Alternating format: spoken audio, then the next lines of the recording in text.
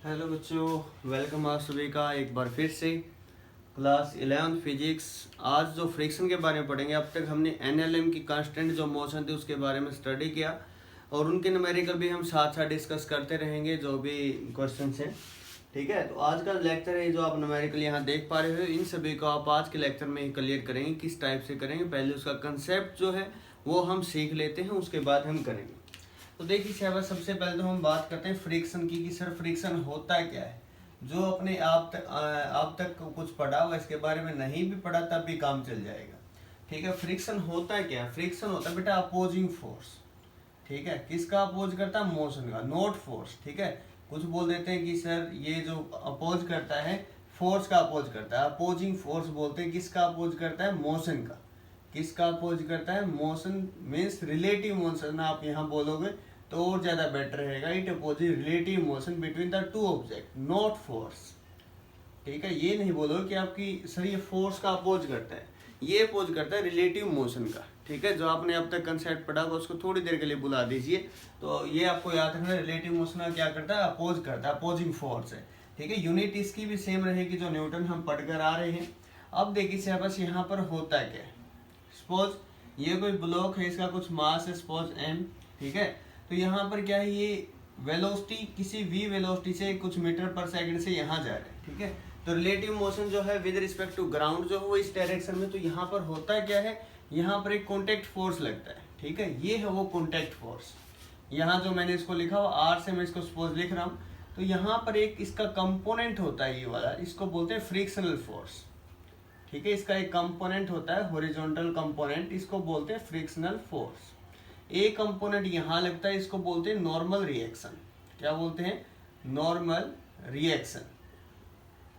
ठीक है, ये दोनों है क्या? कंपोनेंट है। किसके कंपोनेंट है? कॉन्टैक्ट फोर्स के। किसके कंपोनेंट है? Contact force. ठीक है, तो आपको रट्टा नहीं लगा ना। कॉन्टैक्ट जो फोर्स है ये आर जो मैंने लिखा है under the root F square plus N square, इसको हम ऐसे लिख सकते हैं।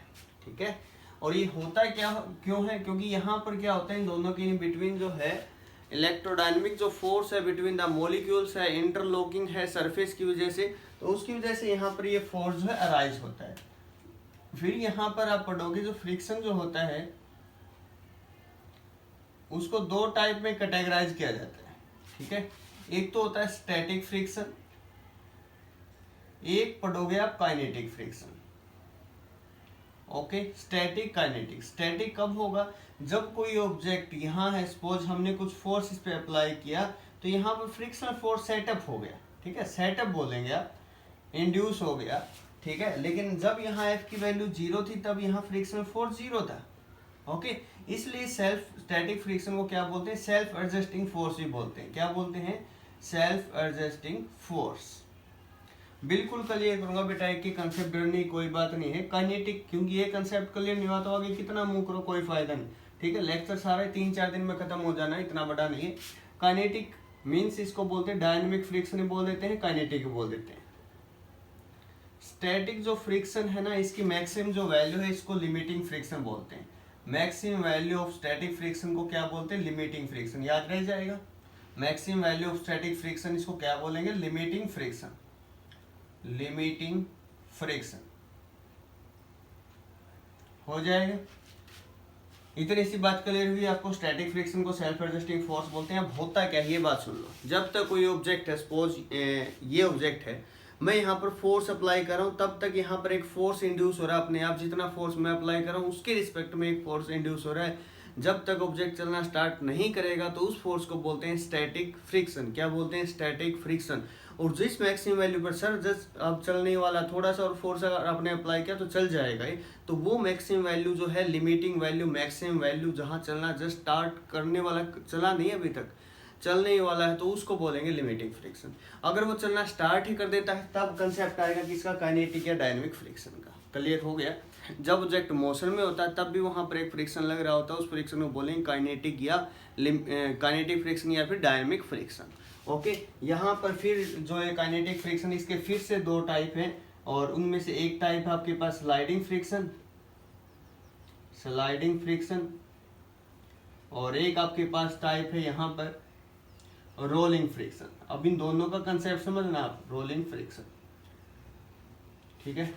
अब सपोज यहाँ कोई ट्रॉली है, ठीक है, जब ये चल रही होगी तो यहाँ पे between the tyre and the road एक फोर्स लग रहा होगा, ठीक है, उस फोर्स को बोलते हैं रोलिंग फ्रिक्शन। जब कोई ऑब्जेक्ट रोल कर रहा है एक सरफेस के ऊपर, one object rolls on the surface of other object, then such type of frictional force arises, in that case is called rolling friction. Sliding friction, यहाँ स्लाइडिंग फ्रिक्शन होगा, यहाँ कोई ऑब्जेक्ट हम इसको खींच रहे हैं तो यहाँ एक फोर्स लग रहा है, उसको बोलेंगे हम क्या, स्लाइडिंग फ्रिक्शन। स्लाइड कर रहा है एक object, when one object slides on the surface of other, then such type of friction is called sliding friction, ठीक है। अब तक हमने क्या किया, मैं दोबारा फिर एक बार फिर आपको रिवाइज करवा दूं। फ्रिक्शन क्या होता है, अपोजिंग फोर्स होता है, इनविजिबल फोर्स बोल देते हैं इसको, रेजिस्ट करता है मोशन का, अपोज करता है, ठीक है। एक टाइप से जो रेजिस्टेंस होता है, यहाँ पर जो एक काम रेजिस्ट करता है, रोकने का काम करता है, तो वो होता है फ्रिक्शनल फोर्स, ठीक है। फ्रिक्शनल फोर्स में कॉन्टैक्ट फोर्स का कंसेप्ट आया है बेटा, आर से मैंने इसको लिखा है। यहाँ इसके दो कंपोनेंट हैं, एक हॉरिजॉन्टल कंपोनेंट, एक वर्टिकल कंपोनेंट। हॉरिजॉन्टल कंपोनेंट क्या, फ्रिक्शनल फोर्स। फ्रिक्शनल फोर्स लगता कहाँ है, यहाँ मत लगा देना कि सर ये फ्रिक्शनल फोर्स है, बुक में लगा रखा है तो कोई बात नहीं, आप नहीं लगाओगे, क्योंकि फ्रिक्शनल फोर्स कहाँ लगता है, between the surface, between the surface, मैंने यहाँ पर बनाया जानबूझकर, ठीक है, between the surface of contact, ठीक है। तो यहाँ तक आपने कर लिया। फ्रिक्शन की टाइप के बारे में जाना सर, दो टाइप होगी, एक स्टैटिक होगा, एक काइनेटिक होगा। स्टैटिक कब होगा, जब तक ऑब्जेक्ट ना चले सर, तब तक स्टैटिक फ्रिक्शन होगा। जैसे चलना स्टार्ट कर दे मोशन में, तब क्या होगा, काइनेटिक। काइनेटिक का सेकंड नेम क्या, डायनामिक फ्रिक्शन। इसके फिर से दो टाइप आपने बताई sir, sliding friction, rolling friction, हो जाएगा, नो प्रॉब्लम। फ्रिक्शन किसके अपोजिट डायरेक्शन में होता है, नॉट फोर्स, किसके, रिलेटिव मोशन, रिलेटिव मोशन, याद रह जाएगा। उम्मीद करता हूँ आपको याद रहना भी चाहिए। एक इसके अंदर इंपॉर्टेंट टर्म आती है, मैं बता देता हूँ, जो फ्रिक्शनल फोर्स होता है that is directly proportional to normal reaction. Frictional force is directly proportional to normal reaction, तो यहाँ से लिखा जाता है F is equal to mu into N. Mu क्या होता है, coefficient of friction, mu be the coefficient of friction. क्या होता है, कोफिशिएंट ऑफ फ्रिक्शन।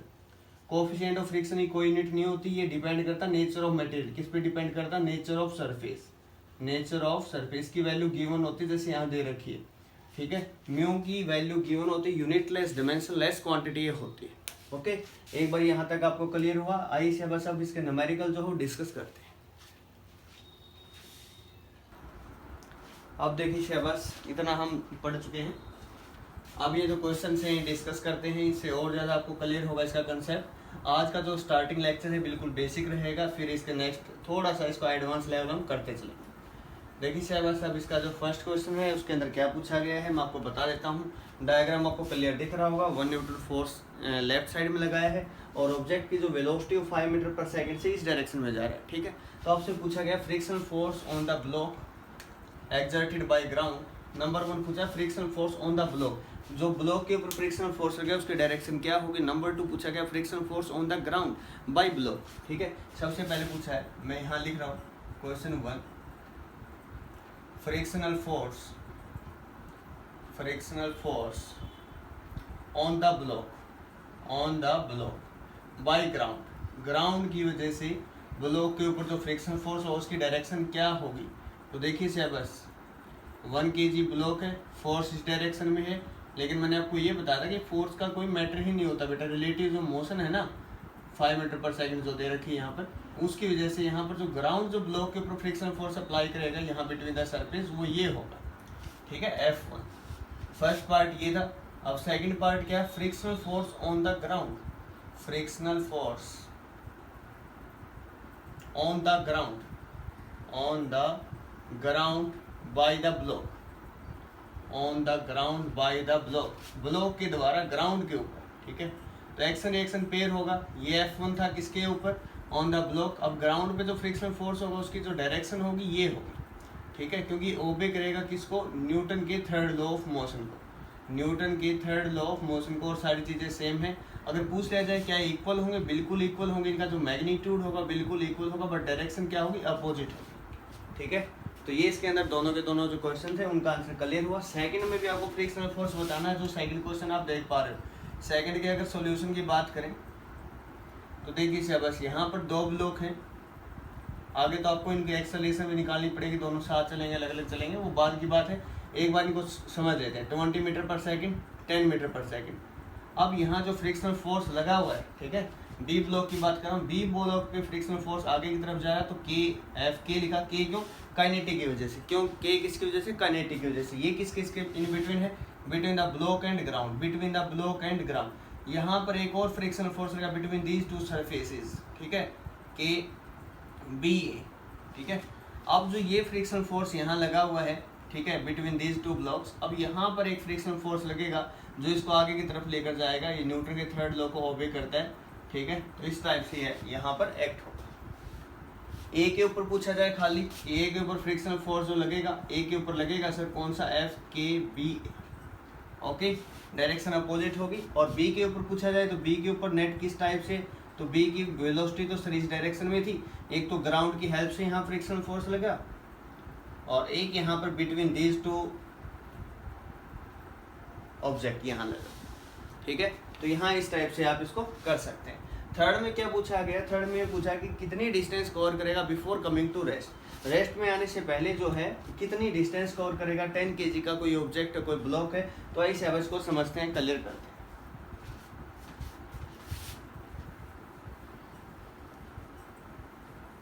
एक बार जब होने लग जाएंगे तो बेटा मजा भी आपको आने लग जाएगा, समझने लग जाओगे आप किस टाइप से हो रहा है सर, ठीक है। क्वेश्चन नंबर 3 देखिए बस, कितने का ब्लॉक है, 10 kg,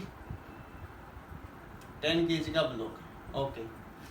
कितने की स्पीड जा रहा है, 10 मीटर पर सेकंड, कितने की स्पीड है, 10 मीटर पर सेकंड। म्यू कितना between the surface and block, ये between the surface and block होता है 0.5, इसकी कोई यूनिट नहीं होती, यूनिटलेस और डिमेंशनलेस क्वांटिटी होती है। अब देखिए सर बस यहाँ तो कोई फोर्स लगा ही नहीं, यहाँ तो वेलोसिटी फोर्स सिर्फ एक ही लगा है, वो भी कौन सा लगा बेटा, फ्रिक्शनल फोर्स, मोशन के अपोजिट, ठीक है। यहाँ फ्रिक्शनल फोर्स लगा है, उसकी वैल्यू सर क्या होगी, तो value beta F is equal to mu into R, ठीक है। आर नहीं आप इसको एन लिख लो ताकि याद रह जाएगा। म्यू इंटू एन क्या होता है, ये है एम इंटू जी, ठीक है। म्यू गिवन है एम इंटू जी, म्यू कितना 0.5, एम कितना 10, जी कितना 10, तो कितना आ गया 50 न्यूटन। तो ये फोर्स लगा। एक्सेलरेशन पूछ ले तो फोर्स बाय मास 50 बाय 10 कितनी 5 मीटर पर सेकंड स्क्वायर। सारे काम हो गए। यहाँ पर आपको निकालने क्या थी, डिस्टेंस कवर, ठीक है। तो डिस्टेंस कवर का फॉर्मूला यहाँ पर लगा दो, v square minus u square is equal to 2s। Third equation of motion, finally तो स्टॉप होना ना उसको, कि जब तक रुकेगा तब तक कितनी डिस्टेंस कवर की, फाइनली तो 0 पे चला गया, 0 का स्क्वायर माइनस यू कितना था 10, 10 का स्क्वायर 2 इंटू ए थोड़ी होगा, रिटार्डेशन होगी क्योंकि फोर्स अपोजिट डायरेक्शन में लग रहा है, कितनी -5 इंटू एस, ठीक है। एस की वैल्यू नेगेटिव से नेगेटिव कैंसिल, एस की वैल्यू 100 डिवाइड बाई में 10, कितना आया 10 मीटर। कितनी डिस्टेंस कवर करा before coming to rest, 10 metre distance cover की sir before coming to rest. Rest पे चला गया मीन्स फाइनल वेलोसिटी 0 हो गई, ठीक है। इतना कुछ दिमाग आपको लगाने की जरूरत नहीं, आपको समझ आ गया होगा।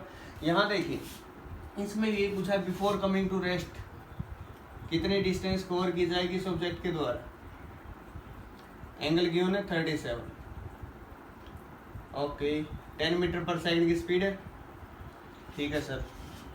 इनिशियल स्पीड है u इज इक्वल टू 0.5, अब तो इसकी स्पीड कम होने वाली, ठीक है, ओके। हमसे पूछा बिफोर कमिंग टू रेस्ट कितनी, यहाँ पर जो ये पूछा गया सेम क्वेश्चन ऐसा ही है, लेकिन यहाँ पर थोड़ा सा कंसेप्ट आपको क्लियर होना बहुत ही जरूरी है। एक्सेलरेशन है क्या, ठीक है। एक्सेलरेशन होगी तभी आगे निकल पाएगा, अदरवाइज नहीं होगा। नंबर 1 वेट एम जी, समझ पा रहे होगे, ये कोस का कंपोनेंट, बार बार बताऊं क्या समझ आ गया, एम जी कोस 37, एनएलएम में कंप्लीट यही बात की थी हमने। ये है M g sine 37, m g sine 37। अच्छा मोशन ऊपर है तो फ्रिक्शन फोर्स तो नीचे लगेगा, ये बात क्लियर हुई। अब देखिए मास इंटू एक्सेलरेशन, एक्सेलरेशन नहीं सर रिटार्डेशन, इसलिए माइनस साइन मैंने यहाँ लिख दिया।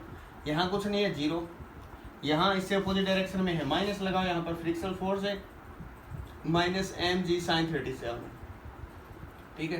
कंसेप्ट की बात करोगे ना बेटा कभी मार नहीं खाओगे आप किसी प्रकार की। F is equal to formula क्या होगा, mu into m into g, ठीक है सर। इसका तो यहाँ पर मास गिवन है, अरे ना देने दो, कोई जरूरत भी नहीं बेटा उसकी, कोई नीड ही नहीं है। F is equal to formula क्या होता है, म्यू इंटू एन, पता है सभी को, plus m into g sine 37। N क्या है, ये है normal reaction, normal to the surface, रट्टा मतलब है ना नॉर्मल टू द सरफेस। अब एन के अपोजिट कौन है, एम जी कोस 37, एन के अपोजिट कौन, एम जी। इस वीडियो को 2-3 बार देखना, क्लियर हो जाएगा। म्यू इंटू एन की वैल्यू क्या है, एन के अपोजिट कौन है, M G cos 37 plus m g sine 37। M से एम कैंसिल, में कह रहा था ना कोई यूनिट नहीं है। A is equal to mu कितना है, म्यू है 0.5, जी कितना है 10, cos 37 की वैल्यू बताओ शाबाश, cos 37 होता है 4/5 प्लस जी की वैल्यू 10, sin 37 3/5, 2 5 से 5 कैंसिल, 0.1 ये कैंसिल, 4 प्लस 6 कितना है acceleration 10 metre per second square.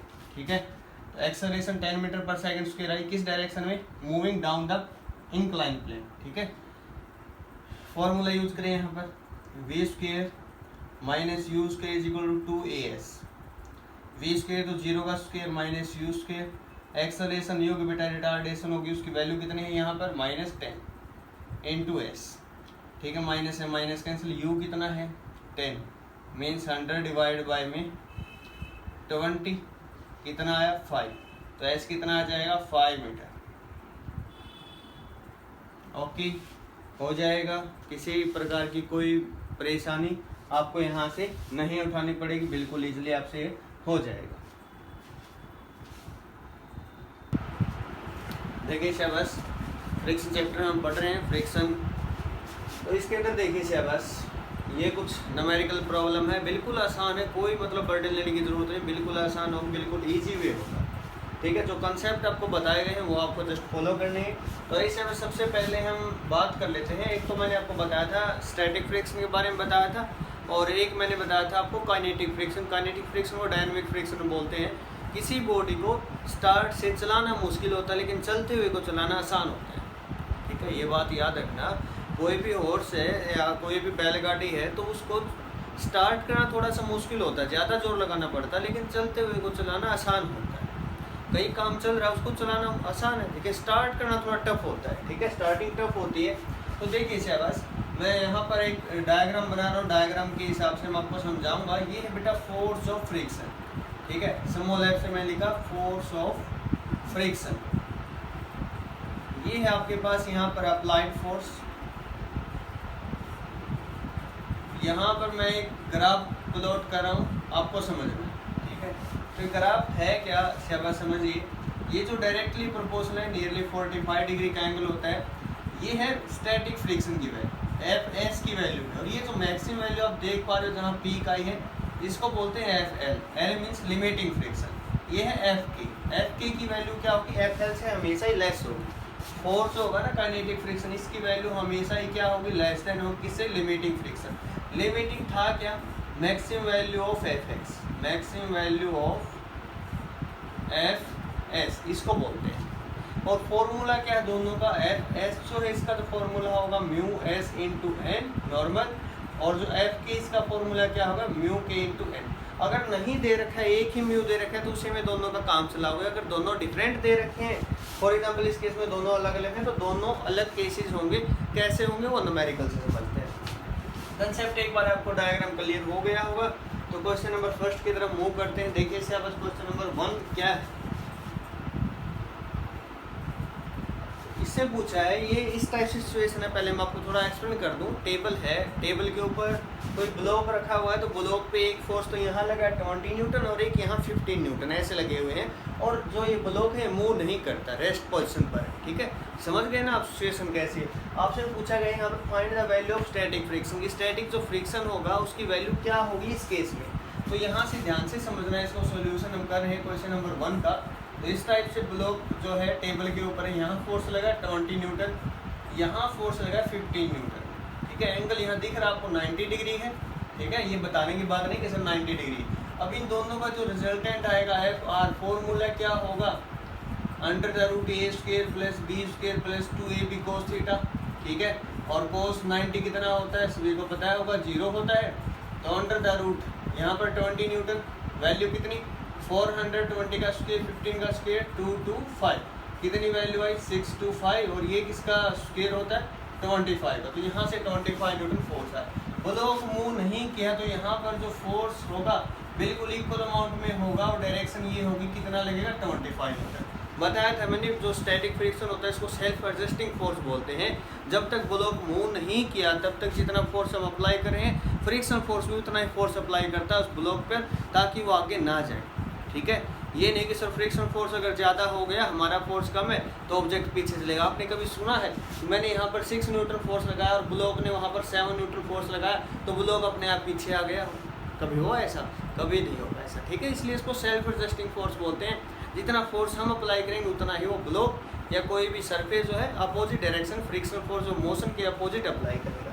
तो क्वेश्चन नंबर 1 क्लियर हो गया। फिर 25 न्यूटन डायरेक्शन ये बनेगी इस टाइप से, ठीक है। क्वेश्चन नंबर 2 देखिए बस, क्वेश्चन नंबर 2 का सोल्यूशन। अगर आपने अब तक ये कंसेप्ट किया तो आप भी इनको करके देखें, ट्राई करें, हो जाएंगे। नंबर 2 में पूछा गया आपसे एक्सेलरेशन ऑफ ब्लॉक कि ब्लॉक जो उसकी एक्सेलरेशन क्या होगी। ये देखिए बस 10 kg का ब्लॉक है, समझना आपको, इसको फील करना है। 50 न्यूटन फोर्स यहाँ अप्लाई किया गया है और जो सरफेस जो उसका म्यू है 0.5, ठीक है। तो क्या होगा यहाँ पर देखिए बस एक बार मैं थोड़ा क्लियर कर देता हूँ आपको। नॉर्मल रिएक्शन होगी एन, वेट होगा नीचे m into g, 10 into 10 means 100 newton, ठीक है। ओके सर यहाँ फ्रिक्शन फोर्स क्या होगा, देखते हैं बेटा क्या होगा यहाँ फ्रिक्शन फोर्स। फ्रिक्शन फोर्स का फॉर्मूला म्यू इंटू के, क्या होता है म्यू इंटू के या mu into N, sorry N क्या नॉर्मल रिएक्शन। तो फ्रिक्शन फोर्स एक बार निकाल लेते हैं, मैं लिख रहा हूँ फ्रिक्शन फोर्स म्यू कितना 0.5 इंटू एन, एन कितना है, N is equal to 100 newton, 100 newton कितना आइए 5/10 करोगे तो आपके पास आया 50 न्यूटन, कितना है 50 न्यूटन, यही आया क्या? हाँ सर यही आया। ये फोर्स कितना था 50 न्यूटन, ये फोर्स भी कितना है 50 न्यूटन। आगे जाएगा ब्लॉक, बिल्कुल ही जाएगा। एक्सेलरेशन ब्लॉक की क्या हुई 0, कितनी एक्सेलरेशन हुई 0, ओके हो जाएगा, नो प्रॉब्लम, इजिली आप इसको कर सकते हैं। एक्सेलरेशन ब्लॉक की क्या होगी 0, ओके। नंबर 3 पर आ जाए, आपसे पूछा find out the acceleration of block for different range of F की डिफरेंट रेंज के लिए जो एक्सेलरेशन होगी उसकी वैल्यू क्या होगी। देखिए सबसे पहले इसको समझिए, कोई ब्लॉक है जिसका मास है m, ठीक है। म्यू यहाँ पर कोफिशिएंट ऑफ फ्रिक्शन है, जो यूनिटलेस डायमेंशनलेस होता है ये है, ठीक है। ये नॉर्मल हुआ n, ये हुआ mg। यहाँ फ्रिक्शन फोर्स कितना लगा म्यू इंटू n, जिसकी वैल्यू कितनी होगी म्यू इंटू mg। अगर जो ये फोर्स आप देख पा रहे हो केस नंबर 1, अगर ये फोर्स है इसकी वैल्यू अगर लेस देन इक्वल टू है म्यू mg, तब तो एक्सेलरेशन होगी 0, कितनी होगी 0, काम नहीं करेगा, आगे नहीं चलेगा। अगर ये जो फोर्स है इसकी वैल्यू अगर ग्रेटर देन है म्यू mg से, तब ये चलेगा, तब एक्सेलरेशन 0 नहीं होगी। तो एक्सेलरेशन क्या होगी उस केस में f minus mu mg divided by में ब्लॉक का मास m, ठीक है। दोनों केस क्लियर हो गए आपको क्वेश्चन नंबर 3 के, जैसे बताएं बिल्कुल एज इट इज करने हैं। ब्लॉक तब तक नहीं जाएगा जब तक ये फोर्स इस फोर्स से ज़्यादा नहीं हो जाए जो पीछे रोक रहा है इसको, ठीक है। तो क्वेश्चन नंबर 4, 5, 6 हम अभी डिस्कस करते हैं। देखिए शहबाज, फ्रिक्शन के जितने क्वेश्चन है ना बेटा, आप उनको फील करोगे, इनके जितने ज़्यादा मैक्सिमम न्यूमेरिकल आप सोल्व करोगे, ट्राई करोगे, ब्लॉक के ऊपर ब्लॉक है उस टाइप के न्यूमेरिकल करेंगे। जो एच वर्मा का मोस्ट इंपॉर्टेंट है वो न्यूमेरिकल भी डिस्कस करेंगे, जिससे आपको एक कंसेप्ट है बिल्कुल क्लियर हो जाए। क्वेश्चन नंबर 4 पर आ जाएंगे। नंबर 4 में क्या किया है,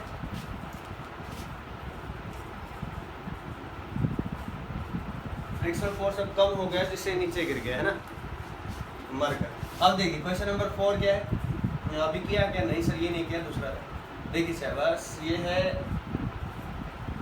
10 kg, ओके।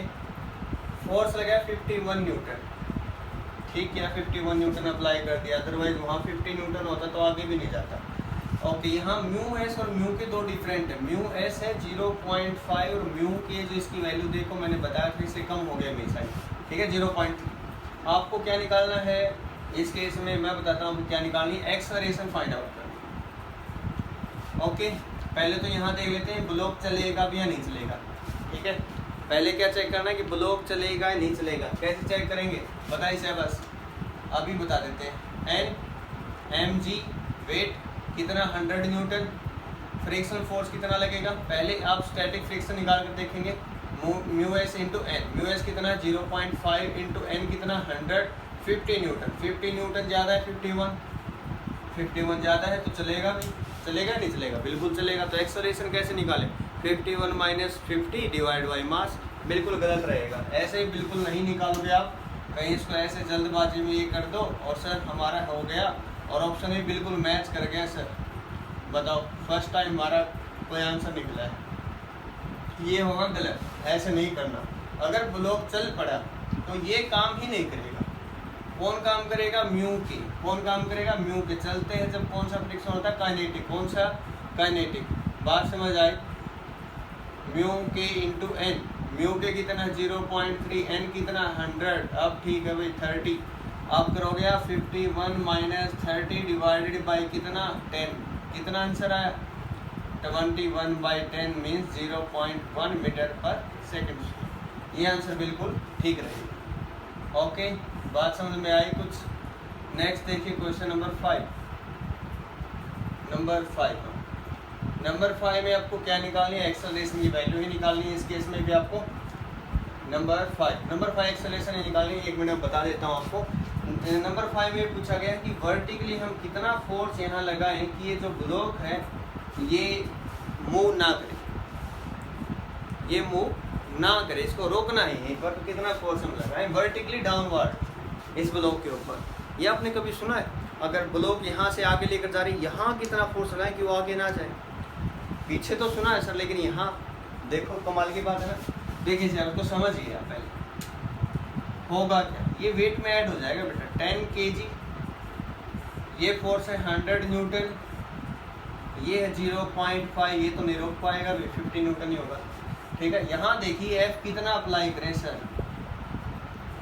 नॉर्मल तो ऊपर होगा, ठीक है, वेट नीचे होगा कितना? M इंटू जी। अब तक आपको आइडिया लग भी गया होगा 100 न्यूटन। ठीक है, लेकिन यहाँ क्या फ्रिक्शन फोर्स इनफ इसको स्टॉप करने के लिए? बिल्कुल भी नहीं। फ्रिक्शन फोर्स है कितना यहाँ पर? फ्रिक्शन फोर्स यहाँ कितना है? F is equal to mu 0.5 into 100 कितना? 50 न्यूटन है। कितना है? 50 न्यूटन। हमें कितना चाहिए यहाँ पर? 50 न्यूटन और चाहिए ताकि ये स्टॉप रहे, ताकि आगे ना जाए। ज़्यादा हो तो कोई बात नहीं, लेकिन हमें मिनिमम निकालना कितना फोर्स अप्लाई करें कि रुका रहे। तो 50 न्यूटन तो 50 और आ जाए ना सर यहाँ, लेकिन हमें तो इसकी बात करनी ना बेटा। 50 नहीं लिख सकते 50 न्यूटन, गलत हो जाएगा। ये F कितना होगा? ओके, हम इसको F ही मान के चल रहे हैं। N इज इक्वल टू कितना हुआ? 100 plus F। N is equal to कितना हुआ? F तो नीचे है ना, डाउनवर्ड बोला है। N is equal to 100 plus F। अब F क्या होता है? म्यू इंटू में N की वैल्यू कितनी हो गई? 100 प्लस F। ये जो है इसके इक्वल होना चाहिए। अगर ये नहीं चल रहा तो ये जो है ये फोर्स, इसकी वैल्यू ग्रेटर देन इक्वल होनी चाहिए किससे? इस फोर्स से, तभी नहीं चलेगा। अगर ये फोर्स ज़्यादा रहेगा तो हमेशा ही चलेगा। इस फोर्स को हमने कम कर दिया, लेस कर दिया इससे। ओके, म्यू जो है इसकी वैल्यू हमें पता है कितनी? 0.5। ठीक है, तो इसको 0.5 से अंदर मल्टीप्लाई करेंगे तो 0.5 इंटू 100। ठीक है, दूसरी साइड ले जाओ इसको, म्यू को आप इस साइड ले जाओ। 100 इंटू 0.5 था, नीचे जाएगा तो यहाँ 10/5, तो 5 से आपके पास आया 200। तो F की वैल्यू कितनी आई? 200 माइनस 100, तो इसकी वैल्यू कितनी है? 100। तो 100 न्यूटन से ज़्यादा तो चाहे कितना ही फोर्स आप रख दो, लेकिन वो वैल्यू कितनी होगी F की? 100 न्यूटन। वो कम से कम वैल्यू होगी। अगर इतना फोर्स आप वर्टिकली डाउनवर्ड इस ब्लॉक के ऊपर लगाते हो तो ब्लॉक आगे नहीं जाएगा। क्लियर हुआ? 1 बार 2 बार 3 बार आप इस वीडियो को देखें ताकि आपको एक कंसेप्ट क्लियर हो जाए। ठीक है, अगर ऐसे पूछता ना, ऐसे खींचे तो वो तो 50 न्यूटन था, यहाँ फोर्स पूछ लेता तो 50 न्यूटन काम चल जाता। ऊपर से पूछा कितने फोर्स का हम दबाव डालें इसके ऊपर। ओके, क्वेश्चन नंबर 6 की तरफ आ जाओ। पूछा गया कि ब्लॉक के अंदर कितनी एक्सेलरेशन होगी? ऊपर जाएगा, नीचे जाएगा, कहाँ जाएगा? ठीक है, आइए से बस हम बात करते हैं। Question number 6।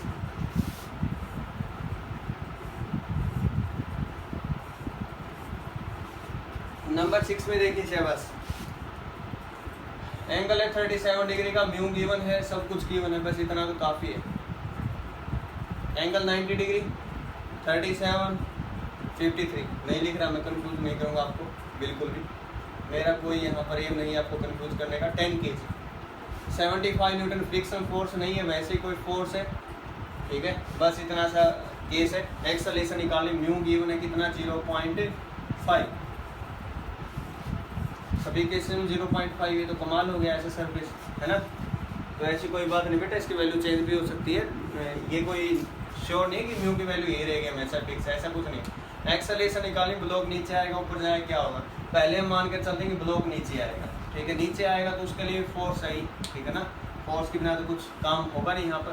तो देखिए से बस normal reaction, N weight component mg m जी cos theta, M g sine theta, तो एम जी साइन थीटा और फोर्स है जो इसको नीचे लेके आएगा, ठीक है। कब, लेकिन कब, जब इसकी वैल्यू 75 से ज़्यादा हो।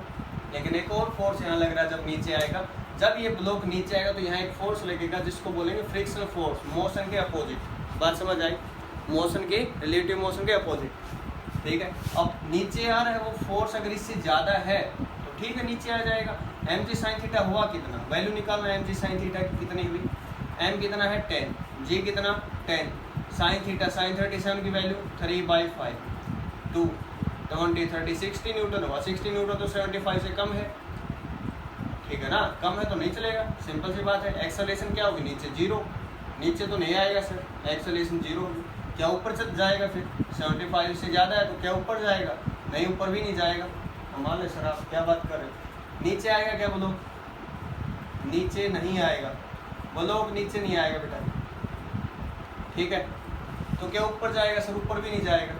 क्यों नहीं जाएगा, ऐसा क्या लॉजिक है सर, ऊपर भी नहीं जाएगा नीचे भी नहीं आ रहा, उसी पॉइंट पर रहेगा, मैंने बता दिया। क्यों, देखो 37 degree 90 degree, block mass m, weight mg, cos component sine component mg sine theta, mg cos theta, 75 newton. अब अगर इसको ऊपर लेकर जाएंगे तो यहाँ पर एक फ्रिक्शनल फोर्स मोशन के अपोजिट लगेगा। ये भी कोई फिक्स नहीं है, फ्रिक्शनल फोर्स हमेशा ही सर ऊपर लगेगा नीचे लगेगा, मोशन के अपोजिट, मोशन तो ऊपर है तो नीचे लगेगा, ठीक है भाई। तो ये 75 न्यूटन, 75 न्यूटन है। यहाँ फोर्स कितना है, लेकिन एम जी साइन थीटा की वैल्यू अभी निकाली थी कितनी, 60 न्यूटन। ये तो हो गया। फ्रिक्शनल फोर्स कितना है जो इसके अंदर ऐड होगा, निकाल लो, म्यू इंटू एन। म्यू कितना है 0.5, एन कितना है, ये एन की वैल्यू क्या है, M G cos theta, M G cos 37, वो कितनी है 0.5, एम कितना है 10, जी कितना है 10, कोस की वैल्यू 4/5, कितनी वैल्यू हुई 0. इसको लिख सकते हैं 5/10 लिख सकते हैं, 10 से 10, 5 से 5 कितना 40 न्यूटन। लो भाई 40 न्यूटन और ऐड हो गया इसके अंदर, नहीं जाएगा आगे। नीचे 100 न्यूटन, ऊपर 75, आगे कैसे जाएगा, नहीं जाएगा सर। 100 ज़्यादा हो, नीचे आएगा, नीचे आएगा तो फ्रिक्शनल फोर्स वहाँ लगेगा, ठीक है। कंफ्यूज मत होना इस कंसेप्ट में। अगर ब्लॉक नीचे लेकर आओ ना, फ्रिक्शनल फोर्स ऊपर लगेगा, ब्लॉक को जब ऊपर लेकर जाओगे फ्रिक्शनल फोर्स नीचे लगेगा, तो इसीलिए कंफ्यूज कर देते हैं आपको। बस आप एक ही डायरेक्शन लेके बैठ जाते हैं, इससे गलत हो जाता है। हो जाएगा, क्लियर हो गया कंसेप्ट, ठीक है, समझ आया। तो ये देखिए सर, बस यहाँ पर जो था 60 न्यूटन फोर्स था, अगर इसको हम कितने से रिप्लेस करें कि सर नीचे नहीं आएगा, इस 75। अगर ऐसा पेपर में पूछ लिया जाए आपसे कि 75 न्यूटन को कितने न्यूटन से रिप्लेस करें ताकि ब्लॉक नीचे ना आए, कितना फोर्स है 60 न्यूटन, ठीक है। फ्रिक्शनल फोर्स कितना था यहाँ पर, फ्रिक्शनल फोर्स है 40। अगर यहाँ पर जो फोर्स है उसको यहाँ पर अगर 20 न्यूटन से रिप्लेस कर दिया जाए 75 को, तो 60, तब भी ये इक्विलिब्रियम में रहेगा, तब भी आगे नहीं जाएगा। 75 को अगर 20 न्यूटन से रिप्लेस कर दिया जाए तब भी ये ब्लॉक नीचे नहीं आएगा। बात समझ में आ गई। 75 तो बहुत ज़्यादा है। हो जाएंगे इस टाइप के कोई भी न्यूमेरिकल, ओके।